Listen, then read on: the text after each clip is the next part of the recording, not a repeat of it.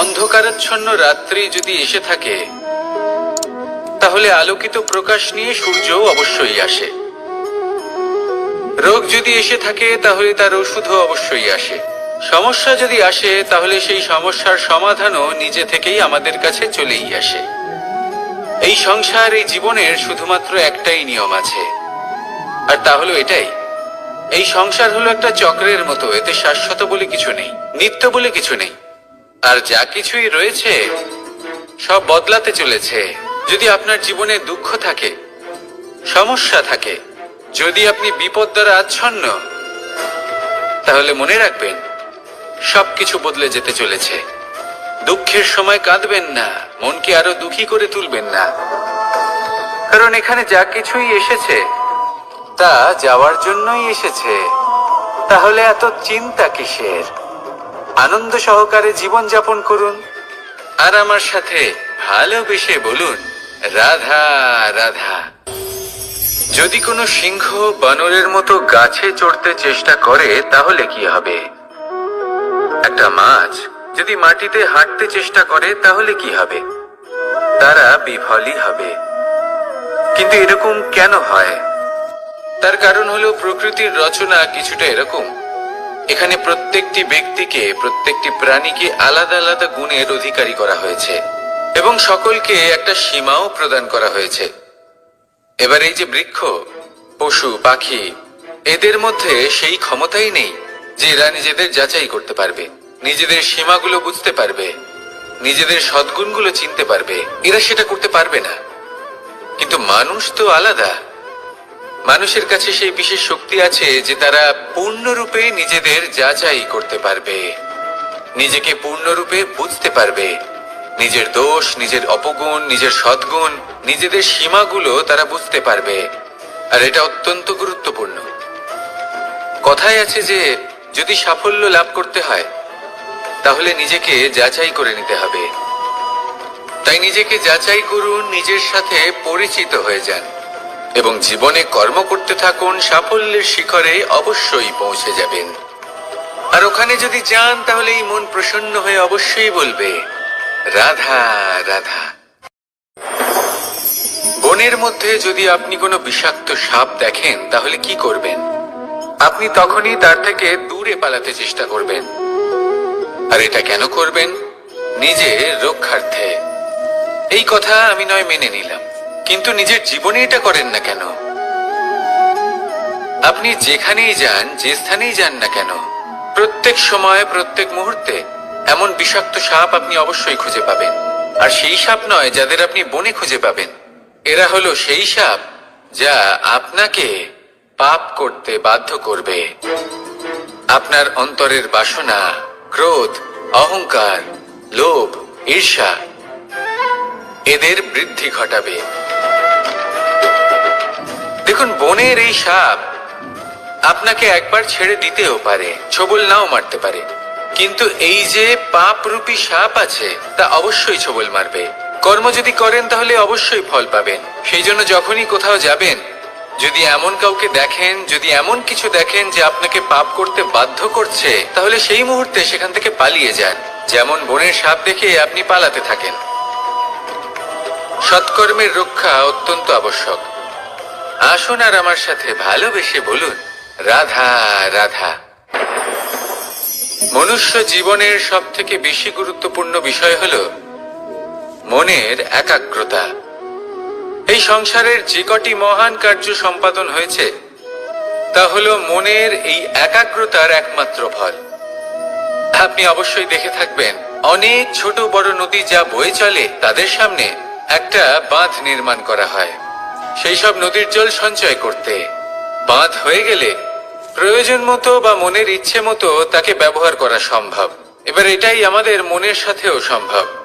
আমাদের মনের একাগ্রতা আজকের দিনে দাঁড়িয়ে বিভিন্ন ধরনের বিকার, ক্রীড়া এবং ভোগের মধ্যে ভাগ হয়ে গেছে।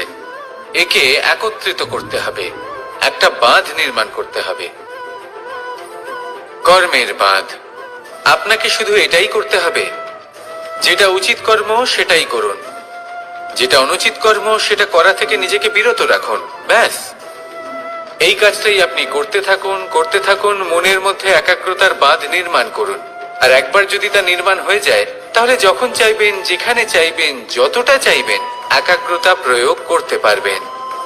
আর একবার যদি আপনি এটা শিখে যান, তাহলে এই সংসারকে বদলে ফেলার মতো কাজ আপনি করতে পারবেন, সমাজকে শোধরাবার মতো কাজ করতে পারবেন। তাহলে এই মনকে একাগ্র করুন আর আমার সাথে ভালোবেসে বলুন, রাধা রাধা।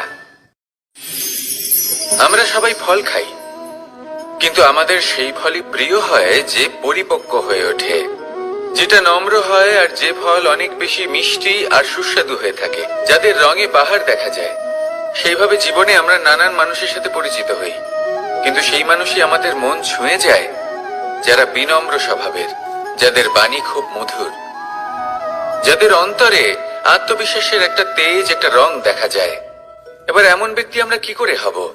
ঠিক সেইভাবেই যেমন একটা ফল রোদ, বর্ষা, শীত, বায়ু এই সকল সংকটময় পরিস্থিতির সম্মুখীন হয়ে পরিপক্ক হয়ে ওঠে, সেইভাবেই মানুষ সংকটময় পরিস্থিতির সম্মুখীন হয়ে পরিপক্ক হয়ে ওঠেন।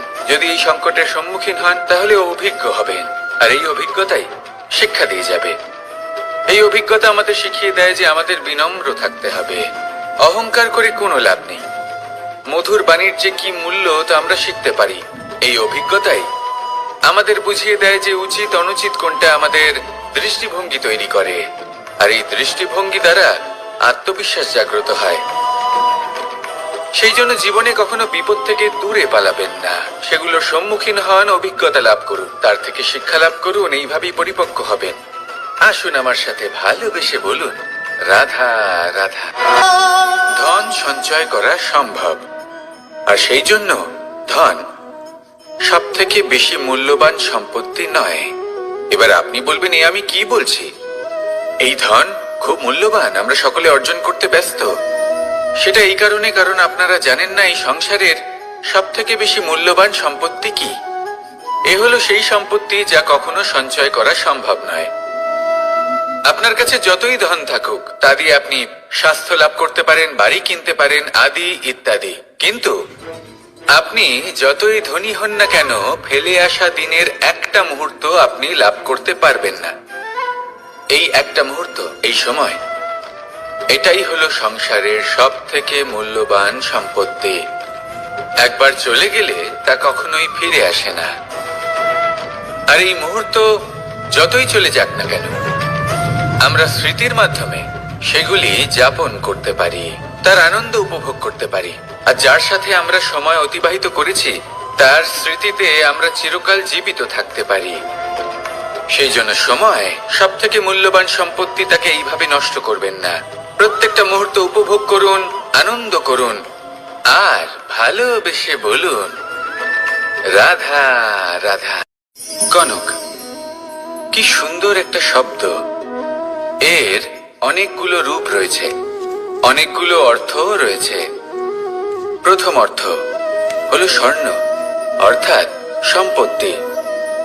দ্বিতীয় অর্থ ধুতুরা, অর্থাৎ গাছের ছোট একটা বীজ, যা কিনা অত্যন্ত শক্তিশালী হয়। যদি বেশি মাত্রায় এর প্রয়োগ করা হয়, তাহলে এটা বিষময় হয়ে উঠতে পারে। এই হলো সেই ধুতুরা, যার প্রয়োগ মহাদেবের পুজোতে করা হয়। এবার প্রশ্ন হলো এটাই যে এই স্বর্ণ এবং এই ধুতুরার মধ্যে মিল কি রয়েছে। মিল হলো এটাই যে এই দুটোই মানুষকে মত্ত করে তোলে।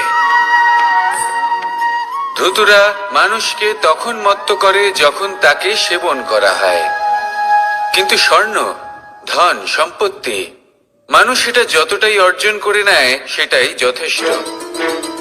এই স্বর্ণ মানুষের ভাবনা চিন্তা করার ক্ষমতাকে বশ করে ফেলে। মানুষ সম্পত্তির লোভে মত্ত হয়ে ওঠে, কারণ যে যত চমৎকারী, যতটা অমূল্য হয়, তাকে সামলানো কিন্তু ততটাই কঠিন, তাই না? তাই মনে রাখবেন, ধন, স্বর্ণ, সম্পত্তি এগুলো ধুতুরার থেকেও অনেক বেশি বিষাক্ত হতে পারে। তাই এর ওপর আত্মসংযমের একটা কবচ পরিয়ে রাখবেন।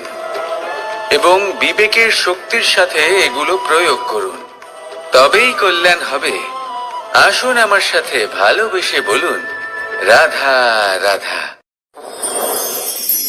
মানুষের জীবনে তিনটি গুণ অত্যন্ত প্রয়োজনীয়: শ্রদ্ধা, বিনম্রতা, যোগ্যতা। যদি জ্ঞান লাভ করতে চান তাহলে শ্রদ্ধার প্রয়োজন, যদি মান লাভ করতে চান তাহলে স্বভাবে বিনম্র হওয়া প্রয়োজন, আর যদি মনোবাঞ্ছিত স্থান লাভ করতে চান তাহলে যোগ্যতার প্রয়োজন। বিষয়টা সহজ। শ্রদ্ধা আপনাকে জ্ঞান দেবে, নম্রতা আপনাকে মান, আর যোগ্যতা উচিত স্থান দেবে। কিন্তু যদি আপনি এই তিনটি গুণ সম্মিলিত করেন তাহলে এমন কিছু লাভ করবেন যা এই সব কিছুর থেকে অনেক ঊর্ধ্বে: সম্মান। আর এ হলো সেই সম্মান যা প্রত্যেক মানুষের নিজের জীবনে লাভ করতে চেষ্টা করা উচিত, কারণ এই হলো সেই সম্মান যার কারণে আপনি চলে যাওয়ার পরেও এই সংসার আপনাকে ভালোবাসবে আর মনে রাখবে। আসুন আমার সাথে ভালোবেসে বলুন, রাধা রাধা। জীবনে গতি অত্যন্ত গুরুত্বপূর্ণ, মতিও হলো গুরুত্বপূর্ণ, এবং তার থেকেও বেশি গুরুত্বপূর্ণ হলো সঙ্গতি। একটা জলের ফোঁটা, তার মধ্যে গতি থাকে, প্রকৃতির মধ্যে তা লাভ করার ইচ্ছে নিহিত থাকে, কিন্তু এই যে সঙ্গতি তা নির্ধারিত করে যে এই জলের ফোঁটা ঝিনুকের মুখে পড়ে মুক্ততে পরিণত হবে নাকি বিষাক্ত সাপের মুখে পড়ে বিষে পরিণত হবে। এবার দেখুন, এই জঞ্জাল স্বর্ণকারের দোকানের সামনেও থাকে এবং জঞ্জাল একজন ব্যবসাদারের দোকানেও থাকে, কিন্তু জঞ্জাল যা স্বর্ণকারের দোকানে থাকে তা ব্যবসাদারের দোকানের জঞ্জালের থেকে অনেক বেশি মূল্যবান, কারণ তার মধ্যে সোনার কণার সঙ্গতি থাকে। সেই জন্য জীবনে সঙ্গতির উপর বিশেষ গুরুত্ব দেবেন।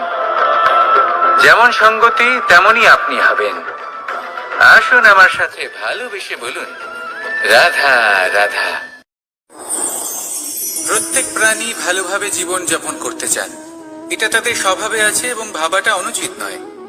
কিন্তু একটা ভালো জীবনের গুরুত্বপূর্ণ অংশ কোনটা? বসবাসের স্থান, সেই স্থান যেখানে আমরা জীবন অতিবাহিত করি। এবার মানুষ ভাবতে পারেন যে একটা ভালো বাসস্থানের অর্থ কি?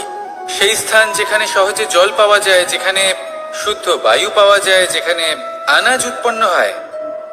এটা জীবনযাপনের জন্য পর্যাপ্ত বটে, কিন্তু ভালো জীবন যাপনের জন্য আরো একটা কথা আপনাকে বুঝতে হবে। সাধু, জ্ঞানী, পণ্ডিত ব্যক্তি, এই সকল মহাপুরুষ, এনাদের যে বাসস্থান তা অত্যন্ত বিশেষ হয়। এখানে এক ধরনের বিশেষ ইতিবাচক শক্তি থাকে, এমন একটা স্থান যেখানে দেবতারাও বিচরণ করেন। জীবন আমরা সবাই যাপন করি, কিন্তু জীবনের উদ্দেশ্য শুধুমাত্র জীবন যাপন করা নয়। জীবনের উদ্দেশ্য হলো মুক্তি লাভ করা। আর এই সকল সাধু, জ্ঞানী, পণ্ডিত ব্যক্তি, এই সকল মহাপুরুষ আপনাকে মুক্তির পথে নিয়ে যেতে পারেন, কারণ এরা হলেন সেই মহাপুরুষ যারা নিজেদের অন্তরের বিকার, অহংকার, ক্রোধ, বিদ্বেষ, এই সকল দোষগুলিকে ত্যাগ করেছেন, এদের ওপর বিজয় লাভ করেছেন। এমনই একজন ব্যক্তি আপনাকে মুক্তির পথে নিয়ে যেতে পারে। প্রয়োজন হলো শুধুই এনাদের চিনতে পারা, এদের কথা বুঝতে পারা এবং এদের দেখানো পথে চলা।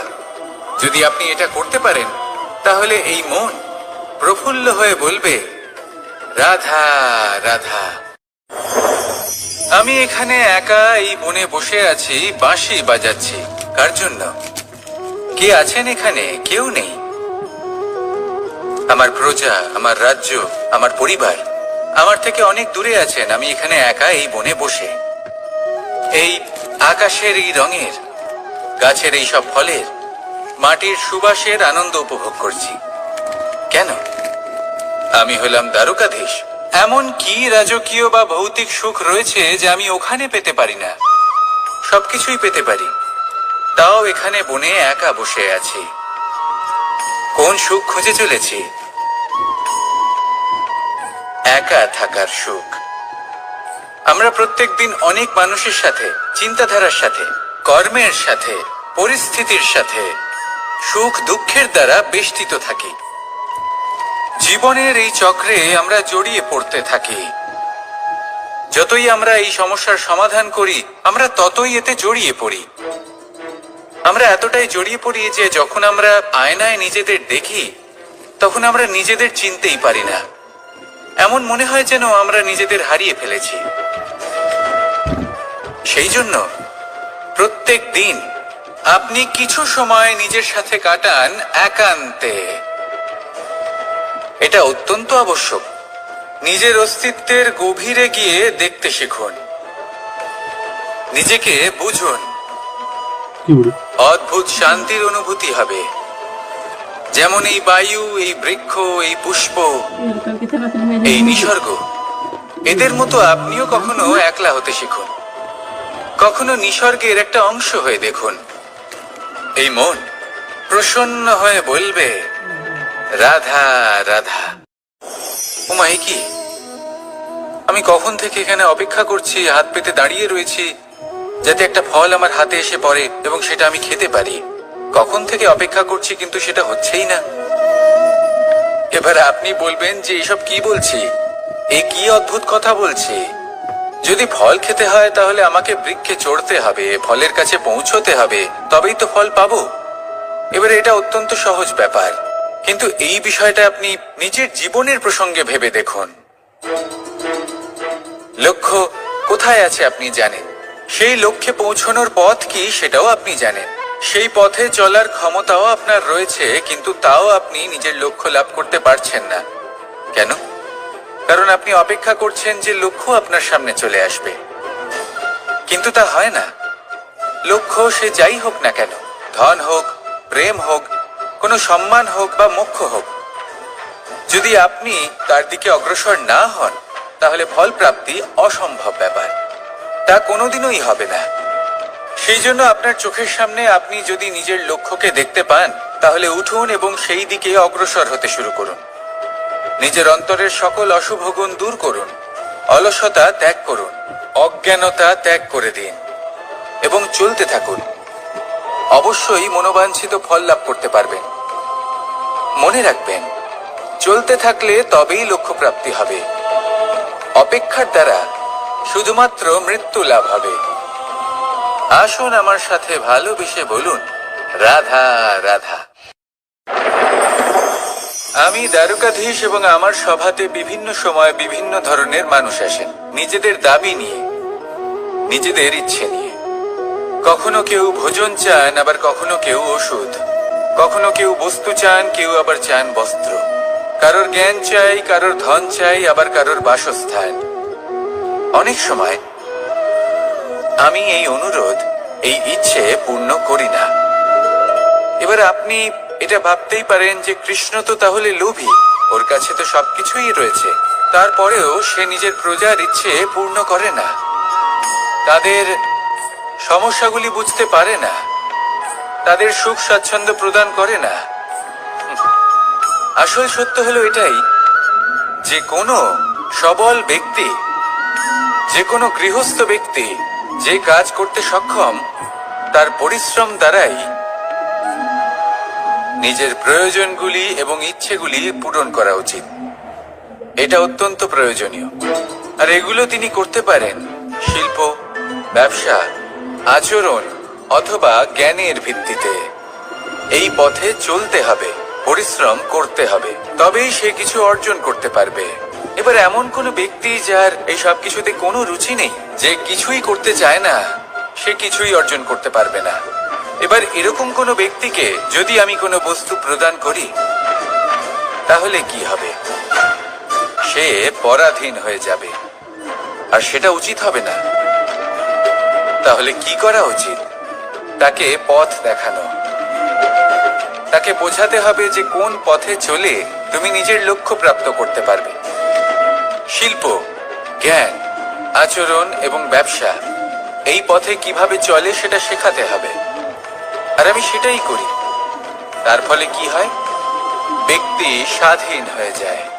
সংসারে সে যা চাইবে তাই প্রাপ্ত করতে পারবে, কখনো কারোর থেকে কিছু চাইবার প্রয়োজন পড়বেই না। এই কথাটা সবসময় মনে রাখবেন। যখনই দান করবেন তা ভাবনা চিন্তা করে এমন ভাবে দান করবেন যাতে সামনের ব্যক্তি স্বাধীন হতে পারে, পরাধীন নয়। আসুন আমার সাথে ভালোবেসে বলুন, রাধা রাধা করতে শিখুন। পাণ্ডবরা বন থেকে এসেছিলেন। ওনাদের কাছে না কোনো ধন ছিল, না কোনো সম্পদ, না বিদ্যা।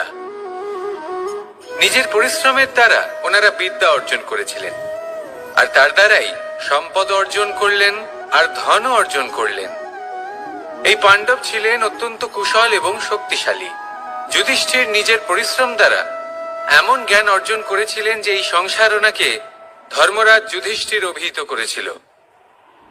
দেখতে গেলে পাণ্ডবদের কাছে সবকিছুই ছিল, কিন্তু যখন বিষয় এলো আরো ধন লাভ করার, তখন যুধিষ্ঠির, যিনি পাণ্ডবদের মধ্যে জ্যেষ্ঠ, তিনি সকল পাণ্ডবদের সাথে দ্যুতক্রীড়ায় অংশগ্রহণ করে ফেললেন।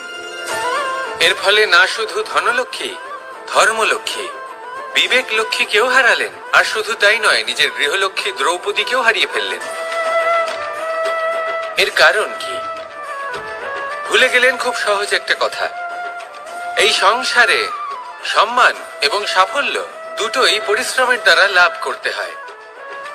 কিন্তু দ্যুতক্রীড়ার এই খেলা আমাদের ভাগ্যের উপর নির্ভরশীল। এই সংসারে দুটি পথ রয়েছে। একটা পথ যেখানে কর্ম এবং পরিশ্রমের দ্বারা আপনি নিজের পথ নিজেই রচনা করতে পারবেন, আর দ্বিতীয় পথ হলো যেখানে এই ভাগ্য এক মুহূর্তে আপনাকে শিখরেও পৌঁছে দিতে পারে, আবার ধূলিসাৎ করে দিতে পারে। আপনি কোন পথ বাছবেন সেই চয়ন আপনারই। আসুন আর আমার সাথে ভালোবেসে বলুন, রাধা রাধা। কোনো এক সময়ের ঘটনা এটা।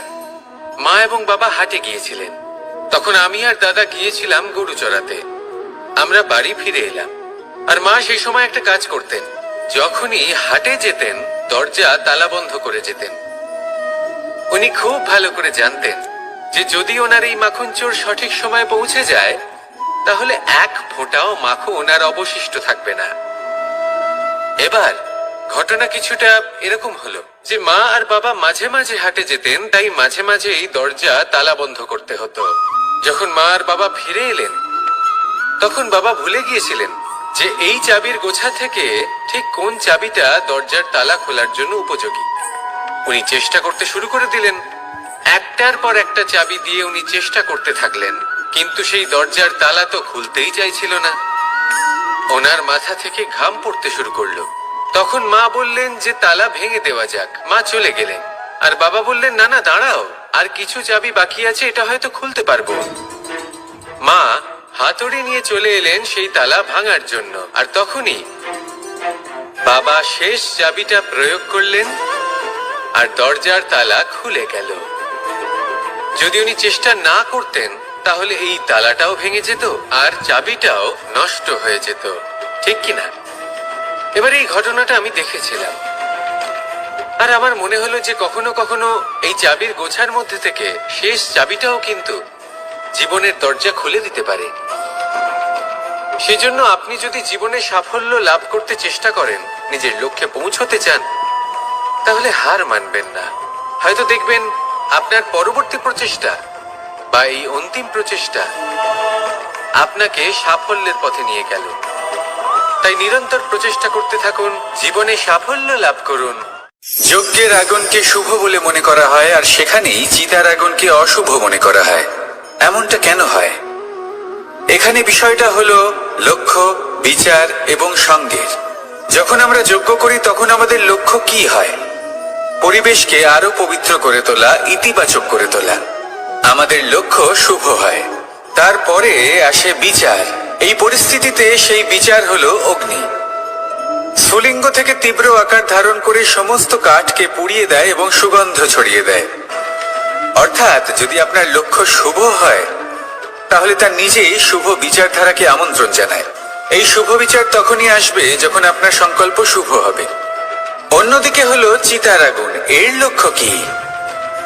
একটা দেহকে পরধামে পৌঁছে দেওয়া।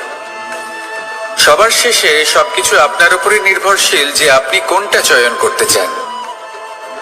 আপনার লক্ষ্য যদি শুভ হয় তাহলে আপনার বিচার এবং সঙ্গতি আর তার পরিণাম সবই শুভ হবে। আসুন আর আমার সাথে ভালোবেসে বলুন, রাধা রাধা। এই সংসারের প্রত্যেক বস্তুর, প্রত্যেক পরিস্থিতির, প্রত্যেক আবেগের দুটি দিক আছে। এর মধ্যে পার্থক্য করা সম্ভব শুধুমাত্র দৃষ্টিভঙ্গির দ্বারা। যদি কোনো ব্যক্তি পর্বত শিখরে দাঁড়িয়ে থাকেন তাহলে উনি এটাই দেখতে পাবেন যে এই জলের ধারা সমুদ্রের দিকে বয়ে চলেছে। আরেক ব্যক্তি যিনি সমুদ্রের কাছে দাঁড়িয়ে আছেন তার এটাই মনে হবে যে এই জলের ধারা সমুদ্রের দিকে আসছে। এখানে বিষয়টা হলো দৃষ্টিভঙ্গির, আর এটাই সময়ের সাথেও হয়ে থাকে। অনেক সময় মানুষ চিন্তিত হয়ে পড়েন, ত্রস্ত হয়ে পড়েন যে তার কাছে হয়তো খুব কম সময় আছে, তাতে তিনি অনেক কিছুই করতে পারবেন না, আর একটু সময় থাকলে খুব ভালো হতো। তিনি এইভাবেও ভাবতে পারেন যে অল্প হলেও সময় বাকি তো রয়েছে, অর্থাৎ যা অবশিষ্ট আছে তাকে সংরক্ষণও করা সম্ভব, তাতে জীবন যাপনও করা সম্ভব। আর এটা নির্ভর করছে আপনার উপর। তাই দৃষ্টিভঙ্গি ইতিবাচক রাখুন। জীবনে দুই ধরনের আবেগ রয়েছে যার কোনো মূল্য নেই। আমার কথার অর্থ এটা নয় যে এদের কোনো গুরুত্ব নেই, গুরুত্ব যথেষ্টই রয়েছে, শুধু এদের জন্য আপনাকে কোনো মূল্য দিতে হয় না। প্রথম আবেগ হলো আনন্দ, প্রসন্নতা। এটা আপনি যে কোনো জায়গায় খুঁজে পেতে পারেন যদি আপনি খুঁজে পেতে চান। আপনি কোনো পুষ্পের সৌন্দর্য দেখে প্রসন্ন হতে পারেন। বায়ুর কারণে যখন একটি বৃক্ষ শিহরিত হয় সেটা দেখে আপনি প্রসন্ন হতে পারেন। একটা ছোট্ট শিশুর কলরব শুনেও আপনি প্রসন্ন হতে পারেন। একটা ক্রন্দনরত বালককে হাসিয়ে আপনি প্রসন্ন হতে পারেন। সবকিছু আপনার উপর নির্ভরশীল। সেখানে আরেকটি আবেগ হলো দুশ্চিন্তা। মানুষ বড়ই দুশ্চিন্তা করতে থাকে। আজ আমি এই কাজ করেছি, সেই বিষয়ে চিন্তা। আজ আমি এই কাজ করতে পারিনি, সেই বিষয়ে চিন্তা। কাল আমাকে এই কাজ করতে হবে, সেই নিয়ে চিন্তা। আমি কি সেই কাজটা করতে পারবো, সেই বিষয়ে দুশ্চিন্তা। চিন্তা সর্বত্র রয়েছে, যার জন্য মূল্য দিতে হয় না। যত চান আপনি একত্রিত করতে পারেন। একটা গুরুত্বপূর্ণ কথা মনে রাখবেন, প্রসন্নতা জীবনের একটা নতুন সূত্রপাত। সেখানে দুশ্চিন্তা হলো জীবনের চিতার সমান। এবার এই দুটি আবেগ হলো মূল্যহীন, দুটোই আপনার সামনে আছে। কোনটা চয়ন করবেন আপনি, দুশ্চিন্তা নাকি প্রসন্নতা? সিদ্ধান্ত আপনারই। আসুন আর আমার সাথে ভালোবেসে বলুন, রাধা রাধা। ধন, সম্পত্তি, এগুলো আসলে কি? এগুলো শুধু সেই মূল্য যার দ্বারা আমরা কোনো কিছু অর্জন করতে পারি। এবার এই ধনের দ্বারা এই সংসারে অনেক কিছু লাভ করা সম্ভব, কিন্তু সেই সব কিছুই শুধুমাত্র ভৌতিক বস্তুই হবে, ভৌতিক সামগ্রী, ভৌতিক সুবিধা। অর্থাৎ আপনার কাছে যতই ধন থাকুক তা আপনাকে শান্তির ঘুম এনে দিতে পারবে না, আপনাকে জীবনের বাস্তব সুখের অনুভূতি লাভ করাতে পারবে না, কারণ এগুলো ভৌতিক ধন। এই ভৌতিক বস্তুই অর্জন করাতে সক্ষম। বাস্তবিক ধন কি? যদি এই প্রশ্ন আপনার মনে আসে তাহলে তার উত্তর আমি আপনাকে দেব একটা উদাহরণের মাধ্যমে। কখনো আপনি শুনে থাকবেন যে একজন পিতা আজীবন অনিষ্ট করেন, অনর্থ করেন, খারাপ কাজ করেন শুধু ধন অর্জনের জন্য। তিনি ভাবেন যে আমি ধন অর্জন করব আর নিজের সন্তানকে একটা উজ্জ্বল ভবিষ্যৎ প্রদান করব, একটা সুখ স্বাচ্ছন্দ্যময় জীবন দান করব। এবার সন্তান যখন জন্ম লাভ করে তখন সে ভাগ্যের জোরে সেই ধন ভোগ করে। যেরকম সে পায় সেরকমই তার ব্যবহার সে করে। কখনো আপনি এটাও দেখে থাকবেন যে সেই সন্তান সমস্ত ধন নষ্ট করে ফেলে, আর সেই পিতা যিনি সমস্ত ধন সঞ্চয় করেছেন, যিনি সেই ধনের প্রভু, আজ সেই ধনের প্রহরী হয়ে রয়েছেন। এবার এরকম কেন হয়? এরকম তখনই হয় যখন সেই পিতা বুঝতেই পারেন না যে তার জীবনের আসল ধন কি। সেই আসল ধন তার সন্তানকে সে দিতেই পারে না। যদি পিতা তার সন্তানকে কর্মের জ্ঞান দিতে পারেন, উচিত কোনটা অনুচিত কোনটা সেই শিক্ষা দিতে পারেন, সংস্কারের প্রকৃত শিক্ষা দিতে পারেন, তবে সেটা ধনের থেকে অনেক বেশি গুরুত্বপূর্ণ। এটাই হলো জীবনের বাস্তব ধন। আপনি সেই কথা তো অবশ্যই শুনে থাকবেন কুসন্তান হলে ধন সঞ্চয় করে কি হবে, সুসন্তান হলে ধন সঞ্চয় করে কি হবে? সন্তান যদি কুপুত্র হয় তাহলে সব নষ্ট করে ফেলবে, আর সন্তান যদি সুপুত্র হয় তাহলে ধন থাকুক না থাকুক সে নিজেই কর্মের পথে অগ্রসর হয়ে ধন অর্জন করবে আর নিজের জন্য এক উজ্জ্বল ভবিষ্যৎ গড়ে তুলবে। তাই সন্তানকে সম্পদ দেওয়ার আগে কর্মের জ্ঞান দান করুন, সুশিক্ষা দিন, কারণ এটাই হলো জীবনের প্রকৃত ধন। আসুন আর আমার সাথে ভালোবেসে বলুন, রাধা রাধা। একবার একটা শেয়াল বনে বিচরণ করছিল। ও একটা ছোট্ট শাবক দেখতে পেল। ও ভাবলো, আজ একেই আমি খাবার হিসেবে গ্রহণ করব। আশেপাশে দেখলো কেউ দেখছে না তো, কেউ ছিল না, আর সেই শাবকের উপর আক্রমণ করলো, যা হলো একটা ঘোর অপরাধ। বনের নিয়ম অনুসারে আপনি কখনোই শাবকের উপর আক্রমণ করতে পারেন না। তারপর এই খবরটা যখন রাজা সিংহ জানতে পারলেন, সভার আয়োজন করলেন। কিন্তু সেখানে শেয়াল বলল, আমি তো এরকম কিছু করিনি। কিন্তু যদি আপনি এরকম বলেন, কোনো প্রমাণ দিন, এর কোনো সাক্ষী আছে? তখন রাজা সিংহ পেঁচাকে ডেকে পাঠালেন, যে সেই মুহূর্তে বৃক্ষের শাখার ওপর বসেছিল। সে সব কিছু দেখেছিল। পেঁচা সব সত্যি কথা বলল, আর শেয়ালকে মৃত্যুদণ্ড দেয়া হলো। এবার এই কাহিনী আমি আপনাকে কেন শোনালাম? কারণ মানুষও কখনো কখনো এরকম কর্ম করেন যা শিয়াল করেছে। এটা ভাবেন কেউ দেখছে না, যখন আমি অনুচিত কর্ম করতেই পারি। কিন্তু না, আপনি যাই করুন না কেন, কেউ না কেউ অবশ্যই তা দেখছে। কোনো ব্যক্তি না হলেও কোনো প্রাণী, না হলে কোনো যক্ষ বা দেব বা প্রেত। যদি এনারা কেউ না দেখেন, তাহলে ধরিত্রী মাতা দেখেন, যেখানে দাঁড়িয়ে আপনি সেই কর্ম করছেন, তাই না? তাই একটা কথা সবসময় মনে রাখবেন, কে দেখছেন কে দেখছেন না সেই বিষয়ে ভাবা ছেড়ে দিন। এটা খুব সহজ কথা। আপনি যদি উচিত কর্ম করেন, উচিত ফল পাবেন। যদি অনুচিত কর্ম করেন, তাহলে আপনি অনুচিত ফল অবশ্যই পাবেন। সেই জন্য উচিত পথে চলতে থাকুন, উচিত কর্ম করতে থাকুন, আর আমার সাথে ভালোবেসে বলুন, রাধা রাধা। আমরা সবাই জীবনে নিজের জন্য সবচেয়ে ভালোটাই চাই, সবচেয়ে ভালো সুবিধা পেতে চাই, সবচেয়ে বেশি সম্মান পেতে চাই। কিন্তু সবার পক্ষে এইসব পাওয়া কি সম্ভব? হ্যাঁ, নিশ্চয়ই। শুধু একমাত্র বাধা সময়। আমাদের জীবনের কোনো স্থায়িত্ব নেই। তাই যদি সময়ের সদ্ব্যবহার করেন, তাহলে একটু সুবিধে হতে পারে। এবারে দেখুন, যাদের সবসময় স্বপ্ন দেখতে ভালো লাগে, তার জন্য রাত্রি কম পড়ে যায়। আর যারা স্বপ্ন পূরণ করতে চান, তাদের জন্য দিন কম পড়ে যায়। যারা সম্মান পেতে চান, তাদের জন্য সব সময় পরোপকার কম পড়ে যায়। আর যারা জ্ঞান অর্জন করতে চান, তাদের জন্য মনোসংযোগ। জীবনে যদি নিজের লক্ষ্যে পৌঁছতে চান, তবে সময়ের বিভাজন আপনাকে ঠিক করতেই হবে। মনে রাখবেন, রাধা রাধা। লোকে বলে জীবনে মেলামেশা করা অত্যন্ত আবশ্যক। এতে সম্পর্কের আধারও হয়, আবার ব্যবসাও চলে। কিন্তু সবচেয়ে বেশি গুরুত্বপূর্ণ হলো ব্যবহার। তাই এই বিষয়ে ভাবুন, আপনার জীবনে কি আপনার সাথে মেলামেশা করবে তা নিশ্চিত করে সময়। আপনি আপনার জীবনে কার সাথে মেলামেশা করবেন তা নিশ্চিত করবে আপনার হৃদয়। আপনি যাদের সাথে মিশছেন, তাদের হৃদয়ে আপনি কতক্ষণ থাকবেন তা নিশ্চিত করবে আপনার ব্যবহার।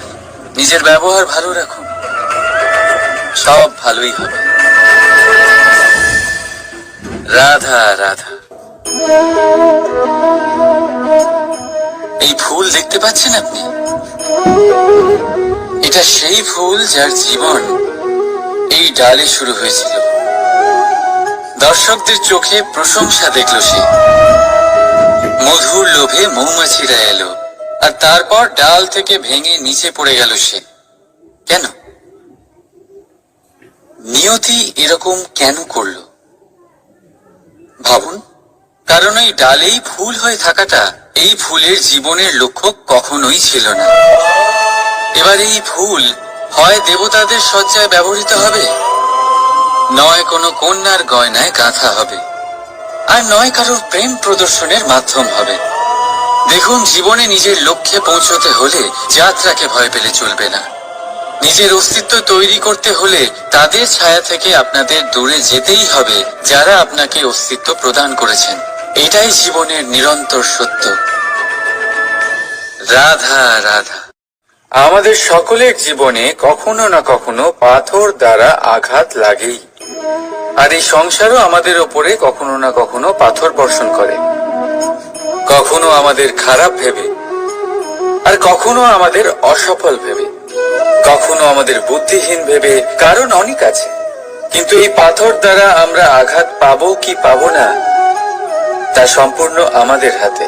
হয় আপনি এই পাথরের আঘাত পেয়ে চোখের জলে ডুবে থাকতে পারেন, আর নয়তো যদি আপনি চান তাহলে এই পাথর দিয়ে সেতু বানিয়ে সকল সমস্যার সাগর অতিক্রম করতে পারেন। সিদ্ধান্ত আপনার।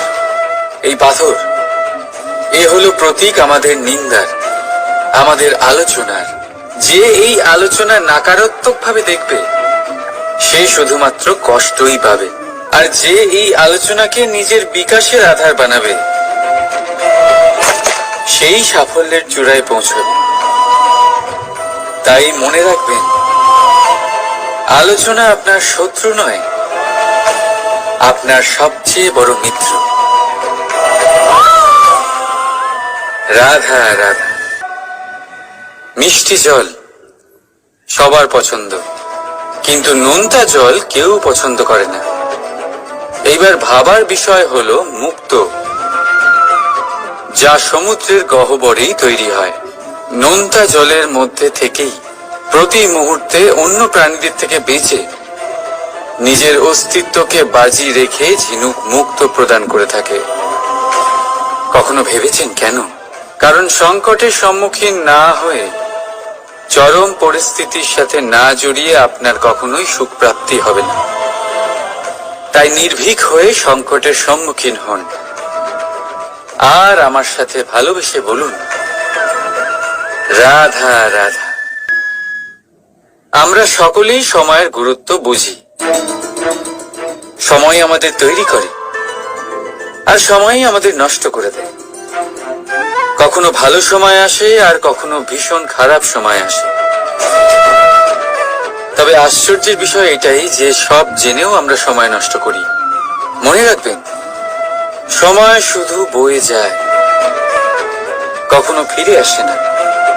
তাই ভালো সময় আসার অপেক্ষায় সময় নষ্ট করবেন না। যাই করবেন আজ, এক্ষুনি, এই মুহূর্তে শুরু করুন। তা সেটা কাউকে আনন্দ দেওয়াই হোক, বা নিজেকে বদলানোর চেষ্টা করা হোক, যাই হোক না কেন, বিলম্ব করবেন না। কারণ সময় শুধুমাত্র তাকেই সঙ্গ দেয় যে সর্বদা সময়কে সম্মান করে। রাধা রাধা। কথায় আছে সবকিছু সীমা থাকে, মুশকিলের, কষ্টের, সংকটের, অন্ধকারের। যার কোনো সীমা নেই তা হলো কেবলমাত্র কঠোর পরিশ্রমের। আপনি নিশ্চয়ই দেখেছেন, রাত্রি যতই অন্ধকারময় হোক, তারারা পরিশ্রম করে তার সাথে লড়তে থাকে, আর অবশেষে সকাল হয়েই যায়। ঝড়ে পাখিদের বাসা ছিন্ন বিচ্ছিন্ন হয়ে যায়, কিন্তু পাখিরা নিজের পরিশ্রম দ্বারা তা আবার বানিয়ে নেয়। কারণ যা সীমিত তাকে অসীমের কাছে হারতে হয়, আর পরিশ্রম অসীম। রাধা রাধা। প্রবাহিত নদী কত সুন্দর হয়, বলিষ্ঠ হয়। যেদিক দিয়ে বয়ে যায় সেখানে এক নতুন জীবন প্রদান করে, ধরণীকে উর্বর করে, আকাল দূরে রাখে। আর হয়তো এই জন্যই নদীকে মায়ের মতো পুজো করা হয়। কিন্তু আপনি কি কখনো ভেবে দেখেছেন যে নদীর জন্ম কি করে হয়? এ কি শুরু থেকেই এমন বিশাল আর খরস্রোতা হয়? না, বৃষ্টির ছোট ছোট ফোঁটা একসাথে সম্মিলিত হয়ে এক সূক্ষ্ম ধারা তৈরি করে, আর সেই ধারাগুলি পর্বতের বরফ কেটে তাদেরকে গলিয়ে জলপ্রপাত হয়ে ঝরে পড়ে পাথরের সাথে ধাক্কা খেয়ে তারপরেই সে নদী হয়ে ওঠে। ঠিক সেইভাবেই এত সহজে কেউ মহান হয়ে ওঠে না। ছোট ছোট চেষ্টা মিলে এক বিশাল ব্যক্তিত্ব তৈরি করে। তাই জীবনে সর্বদাই চেষ্টা করতে থাকুন। অস্তিত্ব নিজে থেকেই প্রকাশ পাবে। রাধা রাধা।